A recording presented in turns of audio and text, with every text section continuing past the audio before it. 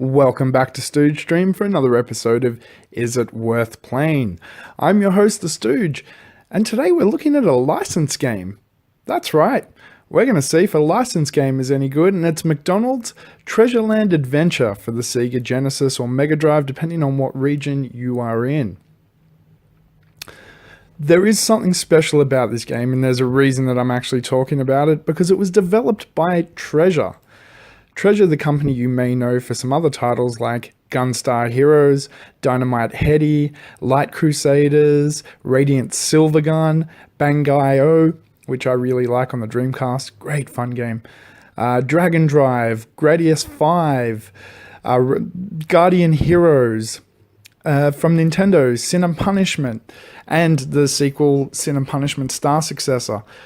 A lot of classic games have come through, and if you want to see more, obviously there's a bunch more they've done. They've done some of the Bleach games, they've done some Tiny Toon games, Slipheed, which was another great game on the PS2.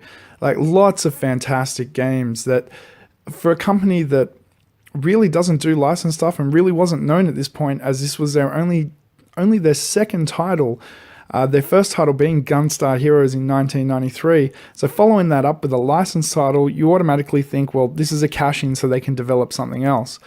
We learned very quickly that Treasure never cashes in, and this is a true example of that.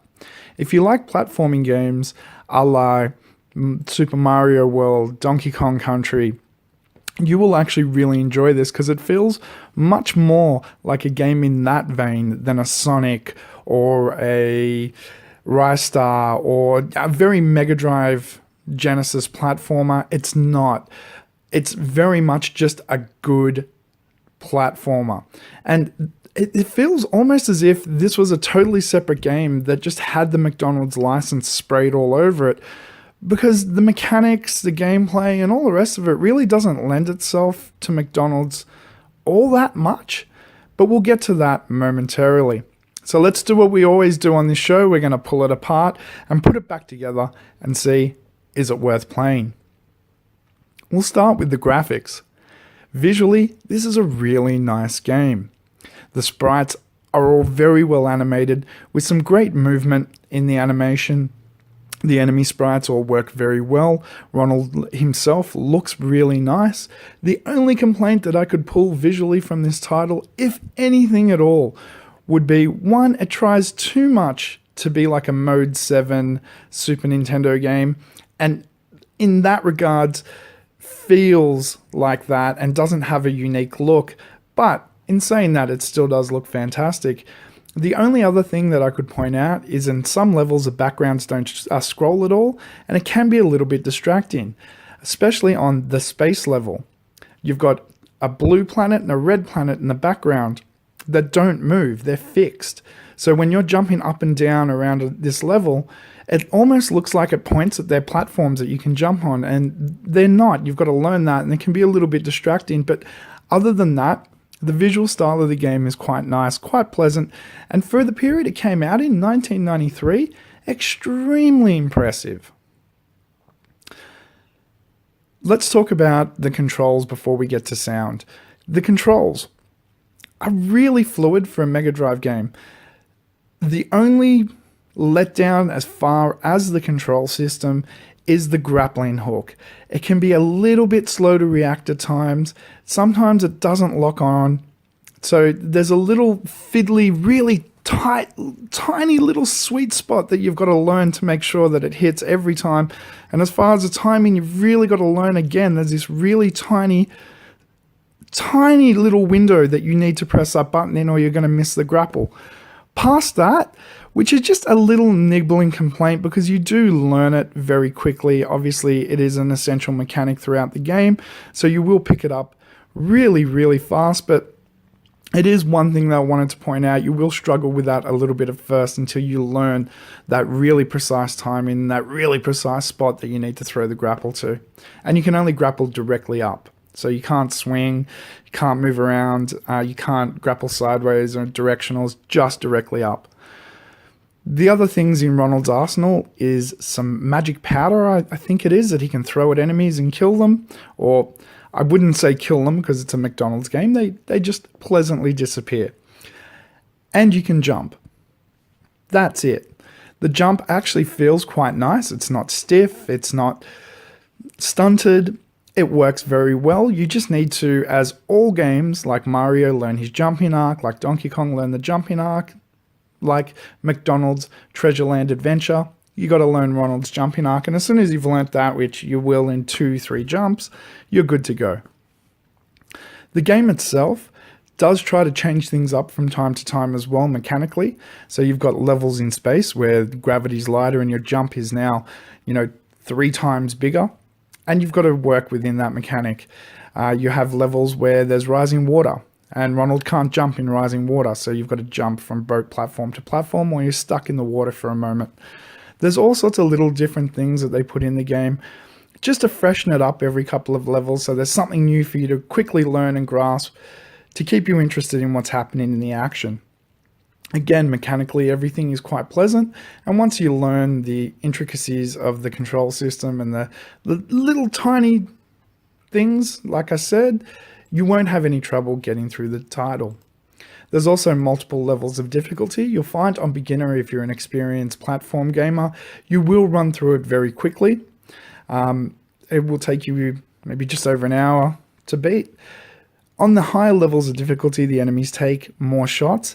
I believe maybe there's a couple more enemies. It doesn't seem like there's a lot more, but they take a lot more damage, and they can damage you a lot more. So you need to be a lot more careful in your approach to the levels and how you get through them to make sure you don't get hit too much, which slows down the pace a little bit.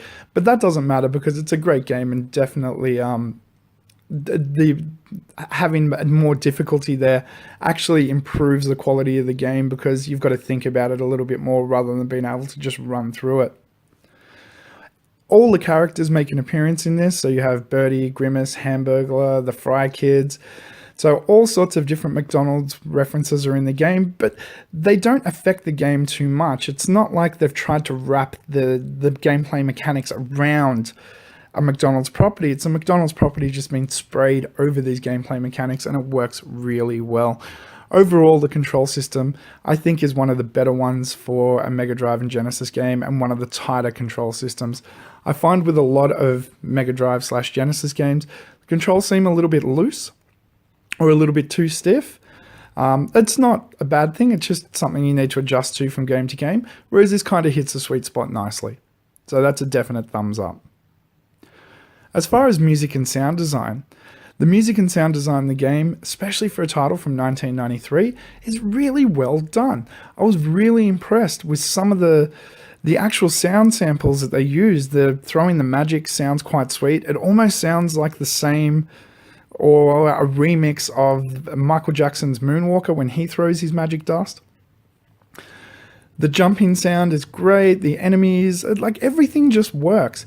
Treasure really take the time to make sure that everything works in their games, all the way down to the most minute sound detail.